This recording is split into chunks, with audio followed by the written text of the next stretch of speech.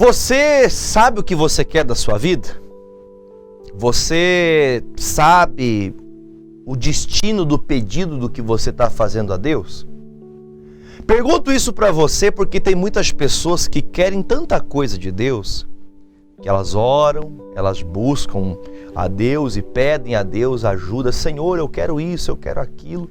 E pedem muita coisa para o Senhor, porém muitas vezes não sabem o pedido que estão fazendo.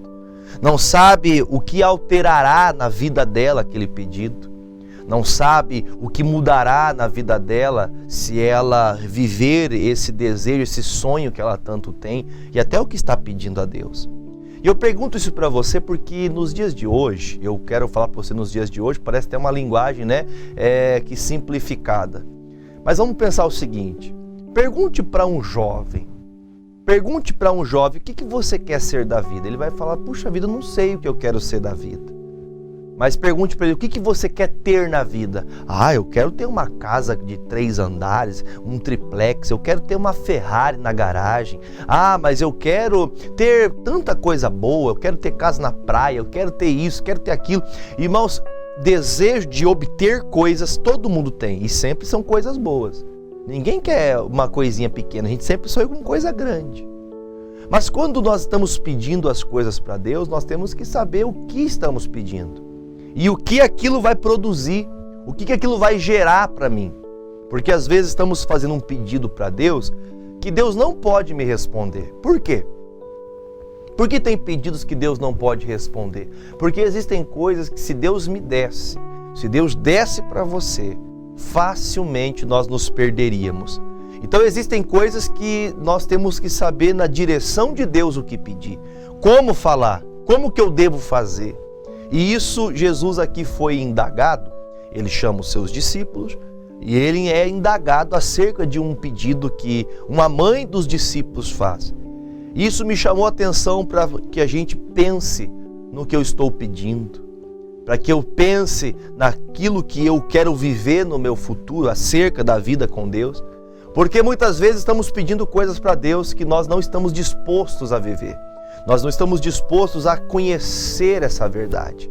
Então, Mateus, capítulo de número 20, a partir do versículo de número 17, diz assim, E subindo Jesus a Jerusalém, ele chamou à parte os seus 12 discípulos, e no caminho ele disse-lhes, Eis que vamos para Jerusalém, e o Filho do Homem será entregue aos príncipes dos sacerdotes e aos escribas, e condená-lo-ão à morte, e entregarão os gentios para que deles escarneçam e o açoitem e crucifiquem, e ao terceiro dia, então, ele ressuscitará. Então, Jesus chama os discípulos e ele começa a falar, olha gente, vai acontecer assim com o Filho de Deus.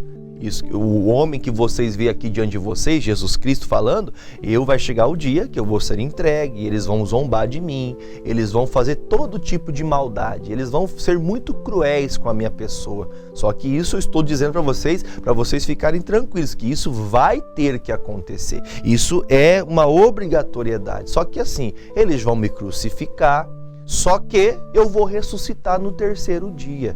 Eu vou ressuscitar e isso traz a paz e a consciência no coração de vocês que eu nunca vou deixar vocês sozinhos. Então Jesus ele tem um cuidado de sempre nos deixar muito a par da vida. O que é estar a par? É você saber o que você está fazendo. Por que eu estou seguindo Jesus? Pensem comigo o seguinte, Jesus ele para e ele começa a ensinar os discípulos. Ele fala, gente, vai chegar uma hora que eu vou ser levado. Vai chegar uma hora que o Filho do Homem vai ter que passar vai ser como zombaria na boca de muita gente. Muitos vão zombar do Filho do Homem, do Filho de Deus. Mas eu quero que vocês saibam. Gente, eu quero deixar bem claro que eu vou explicar para você aqui. Quando Jesus te chama para fazer alguma coisa, quando você aceita Jesus, Jesus não inventa uma coisa para você achar que os seus problemas acabaram. É pelo contrário. Jesus está deixando bem claro, vocês estão me seguindo, mas fiquem sabendo, eu como líder de vocês, eu como Jesus Cristo, Filho de Deus, Salvador da pátria, Salvador da nação, Salvador do mundo, eu serei escárnio na boca de muita gente. Logo, né, para bom entendedor meia palavra basta, logo eu sei que quem quer andar com Jesus vai ter que passar também por essas aflições. Não ser crucificado como Jesus, né? Não interprete de uma maneira errada. Mas nós vamos ter que também enfrentar as dificuldades dessa vida, as batalhas destes dias. E Jesus, então, ele deixa bem claro, olha, vai chegar o dia que eu vou ser levado, vão me bater, vão me matar, vão me crucificar, eu vou morrer na cruz e eu vou ressuscitar no terceiro dia. Então veja que Jesus, ele é muito sensato, ele fala a verdade, ele não fala meias palavras, ele não deixa no ar alguma coisa, ele deixa bem claro, ó, discípulos, vai chegar o dia que vocês vão ver o mestre de vocês, o líder de vocês, aquele a quem vocês tanto amam. Um dia vai chegar o momento que vocês vão ver eu chorando, vocês vão me ver caído, machucado, como se fosse um ladrão, mas vocês vão ter que ver isso e ficarem firmes, continuar buscando a Deus, continuar com o apostolado de vocês. Apóstolo nada mais é do que a pessoa que segue, continua as obras de Cristo. E então esses apóstolos, ouvindo essas palavras, claro que Jesus chamou eles à parte, porque não é para todos isso. Como assim, pastor, não é para todos? Então quer dizer que não é para mim? Sim, é para você, desde que você entenda, desde que você reconheça Jesus como teu Salvador, desde que você reconheça Ele, não o apedreje pelas palavras de Jesus, e você compreenda o que Ele está dizendo, que Ele está sendo muito sensato e claro, dizendo, olha, é isso que vai acontecer. E quando a gente começa a pensar na vida, a gente começa a pensar, por que eu não tenho isso? Por que eu não tenho isso? Por que eu não tenho aquilo? Por que eu não conquistei aquilo? Eu já estou com tantos anos de idade e eu não tenho nada na minha vida. Claro, nós temos que lutar para conquistar, para viver o melhor dessa terra, mas nós temos que entender que nós vivemos para chegar a um final. E Jesus diz, olha, tudo que nós vamos passar aqui, não fiquem preocupados, porque no fim de tudo nós vamos ressuscitar. Jesus está dizendo, eu e você, o dia que você morrer aqui neste mundo, você vai então ser levado ao céu com Cristo. Jesus quer você com Ele. Mas pastor, não vai ter o julgamento? Sim, esse julgamento, em outro momento a gente fala sobre isso, porque quando uma pessoa morre, fechou os olhos aqui na terra, a pessoa morreu, naquele momento Jesus voltou para aquela pessoa. Como assim, pastor? Sim, naquele momento Jesus já voltou. Porque ela não vai poder voltar para fazer nada, nem para resolver, nem para perdoar e nem para mudar o que tinha feito. Então, morreu, então a pessoa Deus já fez o que tinha que fazer por essa pessoa. Aí agora, muitos de nós ficamos vivendo em troca de querer conquistar, que não é errado, isso é muito positivo, você lutar para alcançar. Porém, muitas vezes estamos pedindo coisas a Deus que nós nem sabemos por quê. Mas por que o Senhor fala isso? Versículo de número 20. Então, se aproximou dele a mãe dos filhos de Zebedeu, com seus filhos, adorando-o e fazendo-lhe um pedido. E ele disse-lhe, que queres? Ela respondeu, dize que estes meus 2 filhos, eles se assentem um à tua direita, e no reino na tua direita e outro à tua esquerda, no teu reino. Jesus, porém, respondendo, disse, não sabeis o que pedis. Podeis vós beber o cálice que eu hei de beber e ser batizado com o batismo que eu sou batizado? Dizem-lhe eles, podemos. Amados, vamos pensar o seguinte, o pedido desta mãe, eu acho que é um pedido benéfico, né? Porque olhando nesse sentido, a mãe sempre quer o melhor para os seus filhos. A mãe sempre quer os filhos, né, numa posição de honra. A mãe sempre quer ver seus filhos crescerem, melhorando, estando bem guardados, protegidos. Só que essa mãe, ela chega e fala assim, olha, eu quero que o meu filho, o João, eu quero que ele esteja guardado. O João, o Tiago tem que estar bem guardadinho. Eu quero que um fique do lado direito do Senhor e o outro lado esquerdo. Tem como o Senhor fazer isso? Aí Jesus, ele fala assim, mulher, o que você quer? Ela faz o pedido e ele responde, mulher, você não sabe o que você está pedindo. Você não sabe que pedido é esse. Às vezes, irmãos, nós temos um interesse tão bom de fazer o que agrada, né, o que vai trazer um benefício para minha família, que eu não meço as minhas palavras, que eu não penso o que eu estou pedindo, eu não consigo entender acerca do que eu estou falando. Porque a resposta de Jesus é exatamente a contrariedade do que ela queria. Ela fala assim, Jesus responde, olha, você sabe com que cálice com que eu vou ter que tomar? Você sabe qual é o batismo? Você acha que eles suportariam passar por isso? Aí eu pergunto para você, o que é esse cálice? A Bíblia representa o cálice, pode ser tanto no âmbito benéfico como também daquilo que é ruim. Pense comigo o seguinte, a Bíblia fala em Salmo 23, por exemplo, a Bíblia fala que, né, o Senhor prepara um cálice para que o nosso cálice transborde. Algo bom, nosso cálice, a unção de Deus ser transbordante. Mas existe o cálice também, como diz em Jeremias 25, que diz que o Senhor prepare o cálice e diga para todo mundo o sofrimento que o povo vai passar. Jesus está dizendo, olha, eu vou ser crucificado, eu vou apanhar, eu vou ser zombado, eu vou ser cuspido. Você acha que seus filhos podem passar por isso também? Você acha que você quer ver seus filhos passando por esse tipo de situação? Aí ele fala, você quer que ele passe pelo batismo que sou batizado? Você acha que eles podem? Aí olha a resposta, que eu acho muito importante isso. Você tem que ter definido o que você quer. Se você sabe o que você quer, você não pode mudar no meio do caminho. Você não pode fazer, pastor, eu acho que eu quero outra coisa agora. Não, se eu quero Jesus, eu tenho que definir. É isso que eu nasci para ser de Cristo, para ser cristão, para ser crente, para ser uma pessoa que confia na palavra. Então eu vou ser assim até o fim. A resposta deles é, dizem-lhe eles, podemos. E disse-lhes ele, na verdade, bebereis o meu cálice, mas o assentar-se à minha direita ou à minha esquerda não me pertence dá-lo, mas é para aqueles para quem o meu Pai o tem preparado. Então Jesus responde mais ou menos assim, para a gente poder entender com uma simplicidade. Então Jesus escuta, olha, não, nós queremos sim, nós estamos preparados para passar isso com o Senhor. Aí ele fala, né, mais uma vez ele fala, olha, vocês têm certeza que vocês podem beber deste cálice? Que vocês podem enfrentar isso? Aí ele fala assim, olha, e tem mais uma, vocês realmente vão passar por isso. Só para a gente ter uma noção de tempo, quando Jesus morreu, ele deixou seus discípulos pregando. Quando passou um tempo, lá no livro de Atos, capítulo 12, se não estou enganado, é o versículo 2 que diz. Mas lá em Atos 12, 2, a Bíblia fala que Tiago, ele foi morto ao fio da espada. Cortaram a cabeça dele, decapitaram o Tiago. Mas como assim, pastor? Como que pode, pastor? Se ele era um homem de Deus, é isso mesmo? Põe para mim, por gentileza, olha aí, ó, é isso mesmo. E matou a espada Tiago, irmão de João, Atos 12, 2.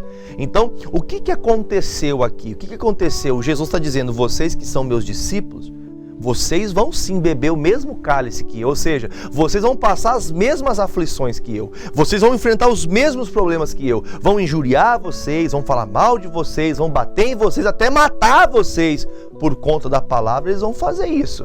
Mas não se preocupe, porque vocês vão ressuscitar comigo. Aí você veja que claramente Jesus deixa bem claro, vocês vão vir passar por isso. Agora, quanto a estar do lado direito ou do lado esquerdo, isso não interessa, isso não cabe a mim. Isso está preparado, o que Deus preparou. É Ele que vai escolher quem fica à direita, à esquerda, perto ou longe. Agora vamos entrar num assunto um pouquinho, né, ainda em cima disso aqui, um pouquinho mais profundo. Vamos pensar o seguinte, tem pessoas que elas lutam por posição. Tem pessoas que lutam porque elas querem ser mais bem vistas do que as outras. Tem pessoas que elas querem serem mais bem vistas não somente pela sociedade ou pelo que elas têm, mas elas simplesmente querem ser melhores do que as outras. Elas não se contentam na posição que ela está, mas ela quer fazer de todas as maneiras possíveis, de uma forma ou de outra, de estar melhor do que outra pessoa. E aí está o grande problema. Quando alguém quer ser melhor do que alguém, a pessoa ela vai lutar com a força carnal. Quando Deus posiciona alguém numa estatura, numa grandeza, numa posição de honra, ou quando Deus dá habilidade para alguém estar acima, essa habilidade, ou a capacidade, melhor dizendo, não é humana. Essa capacidade é dada por Deus. E Deus coloca assim, Deus escolhe assim. Se você ler, por exemplo, no livro de Coríntios, o apóstolo Paulo diz assim, que o Senhor escolhe as coisas loucas deste mundo para confundir as sábias. Nem sempre aquele que tem mais sabedoria vai ser o mestre que vai estar à frente de todo o trabalho. Às vezes, aquele que está à frente é o que menos sabe, é o que menos conhece, mas Deus assim o quis.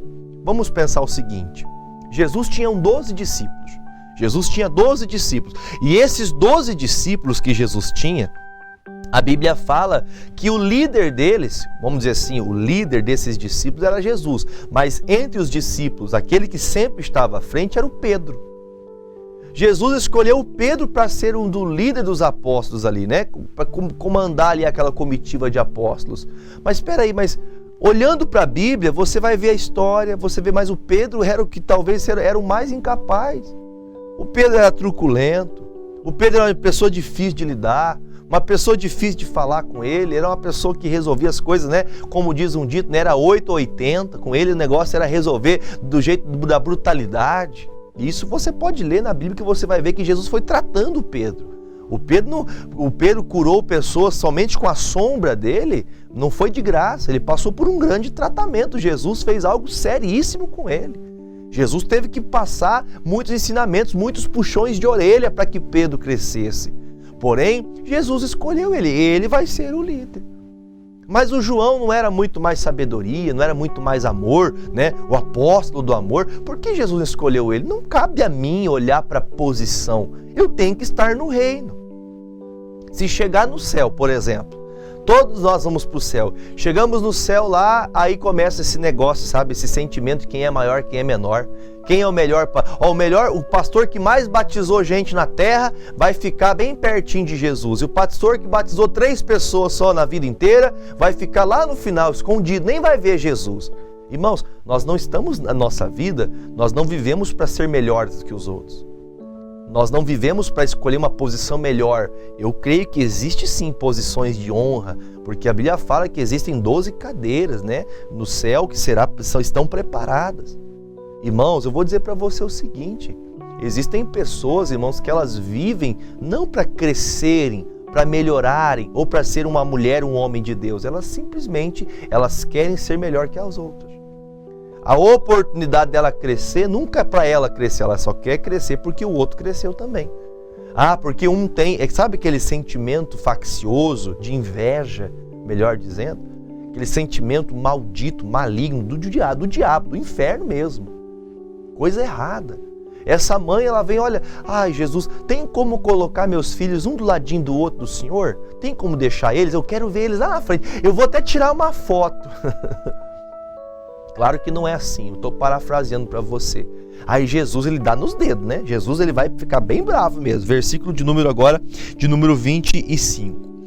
24. E quando os 10 ouviram isso, eles ficaram indignaram-se contra os 2 irmãos. Então Jesus, chamando-os para junto de si, disse: Bem sabeis pelos príncipes dos gentios, que são estes dominados, e que os grandes exercem autoridade sobre eles. Não será assim entre vós, mas todos aquele que quiser entre vós fazer-se grande, que seja vosso serviçal. E qualquer que entre vós quiser ser o primeiro, que seja o servo. Então, o que a Bíblia diz? Se você quer, então, você não tem que lutar por posição. Mas se você quer ser grande, você quer crescer diante de Deus, aprenda a ser servo. O que é ser servo, pastor? Um servo, ele vive para servir. Ele vive para servir as pessoas. Pastor, mas que adianta ter posição de honra, então, se eu vivo para fazer as coisas para os outros? Eu quero ser servido. Eu quero receber, eu quero uma cadeira de honra, e eu quero ainda que o discípulo que eu não gosto dele, que ele venha colocar. Porque o Pedro, um dia Jesus estava com João recostado sobre o peito de Jesus. Aí Jesus escuta o Pedro: Ô Jesus, o que o João está fazendo? O que você vai fazer desse aí? O que você vai fazer com esse apóstolozinho aí? O que você vai fazer com esse chorão aí? Jesus olha para ele e fala assim: Pedro, O que importa para você é a vida do João. O que importa para você é a vida dele. Faça você a tua parte, Pedro. Às vezes é o que a gente precisa ouvir. A gente fica chateado porque o outro está fazendo o que eu tinha que fazer. Ah, quem tinha que estar lá sou eu. Quem disse isso para você? Isso é as coisas desse cotidiano de vida que vivemos hoje. Que quem tem dinheiro recebe honra. Você vê uma pessoa, entre aspas, tá? Que é, como diz, uma celebridade. Para mim, a única celebridade que existe é Jesus Cristo. A única celebridade que existe. Ele recebe honra. Ele é a celebridade das nossas vidas. Ai, morreu fulano de tal. Glória a Deus, que todas as pessoas entendam o que eu estou falando e não interpretem de uma maneira errada. Mas, irmãos, tem tantas pessoas, irmãos, que, sabe, pessoas humildes, pessoas simples que também estão partindo e não são lembradas. Só são lembradas pessoas que têm posição. Vou ler de novo o versículo de número 26 para a gente entender o que Jesus afirmou. Ele não fez, talvez, ali, ele não deixou uma dúvida no ar. Ele afirmou. Ele diz assim, não será assim entre vós. Pronto. Ele disse, olha, no meio de vocês, daqueles que me servem, quem é meu discípulo, aquele que anda comigo, aquele que é meu servo de verdade, não vai viver assim. Você não vai viver, você não andará, você não vai conviver como uma pessoa que pensa na posição. Você simplesmente vai servir. Só isso. Seja um servo de Deus. E não seja, eu vou falar um pouquinho mais profundo sobre isso, não seja arrogante. Tem pessoas que falam assim, não, eu só estou para servir, mas a pessoa olha no olhar dela, na maneira que ela se porta, dá para ver a raiva que a pessoa tem de não estar no local onde ela acha que deveria estar. Então Jesus disse, olha, quem quer ser grande, aprenda a ser servo. Quem quer crescer, quem quer ocupar posições de grandeza, seja o servo. O funcionário do mês que vai crescer na empresa, o funcionário que vai evoluir, não vai ser aquele que se acha o melhor diante de todos, mas aquele que está sempre de prontidão, aquele que está sempre sendo humilde, ajudando o companheiro de trabalho, que fica feliz em ver uma promoção que alguém tem, que uma liderança, uma gerência, que fica feliz em ver o seu amigo crescer. Tem pessoas que quando vê a pessoa ficando feliz, crescendo e melhorando, a pessoa fica com raiva. Ela fica triste. Aí olha que diz o versículo de número 28. Diz assim, bem como o Filho do Homem, ou seja, igual o Filho do Homem, não veio para ser servido, mas ele veio simplesmente para servir e para dar a sua vida em resgate de muitos. Fecho esta mensagem dizendo para você, o Senhor Jesus disse, olha, quem veio para me seguir tem que entender que assim como eu, Jesus dizendo, assim como eu não vim para ser servido por ninguém, não. Eu não vim aqui para receber honra de ninguém, eu só simplesmente vim para servir vocês. E nós não estamos falando de qualquer um, nós estamos falando do Filho de Deus. Nós estamos falando de Jesus Cristo de Nazaré. Ele disse, eu não vim para ser servido, mas eu vim para servir. Você quer ser grande? Você quer ser honrado? Você quer crescer? Você quer ocupar posições de grandeza? Seja o mais simples e o mais servo de todos. O servo é aquele que não olha o tipo, pastor, mas tem pessoas, por exemplo, eu já vi casos, como pastor, já vi casos às vezes até de obreiros, pessoas que fazem a obra, ficarem chateados um com o outro. Porque o fulano abre culto e eu tenho que ficar na porta da igreja, cuidando da porta da igreja. O galardão de quem abre o culto, de quem canta, de quem toca, de quem prega, não é maior do que aquela pessoa que recepciona uma pessoa na porta da igreja. Ah, pastor, porque só eu tenho que limpar o banheiro da igreja? Existem essas coisas também, gente. Ah, pastor, existe isso também dentro de casa, entre irmãos. Ah, porque só eu tenho que lavar a louça? Porque só eu tenho que ir? Sabe aquelas pessoas que elas não se contentam em simplesmente fazer, elas querem mostrar que estão fazendo? É isso que Jesus não quer. Ele simplesmente quer que tenhamos coração de servo. Sirva a Deus.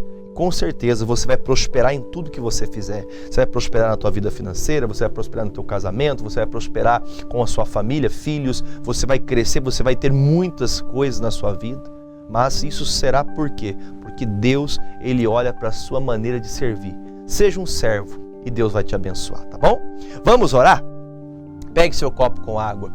Pai, em nome de Jesus, eu apresento mais uma vez, ó Deus, estes copos com água. Crendo, ó Deus, que o Senhor está juntamente conosco, fazendo, ó Deus, que todos nós venhamos nos render diante de Ti. Se não temos sido servos, ó Deus, nós te pedimos, nos faça, ó Deus, contemplar a grandeza do Senhor e entender, ó Pai, que quanto, meu Pai, importante era para o Senhor Jesus estar sempre de prontidão em servir a quem precisasse. Meu Deus, que o nosso coração também entenda isso. Que nós também entendamos, meu Pai, a necessidade de sempre estar disposto a servir sem reclamar, sem repudiar, sem, meu Pai, questionar, simplesmente no fato de amar e continuar confiante no Senhor. Pai, nós te amamos, nós te glorificamos e nós te pedimos, cura todas as pessoas que estão doentes, que nestas águas haja uma cura e a libertação para todos, em nome de Jesus. Se você crer, diga amém e beba comigo desta água em nome de Jesus.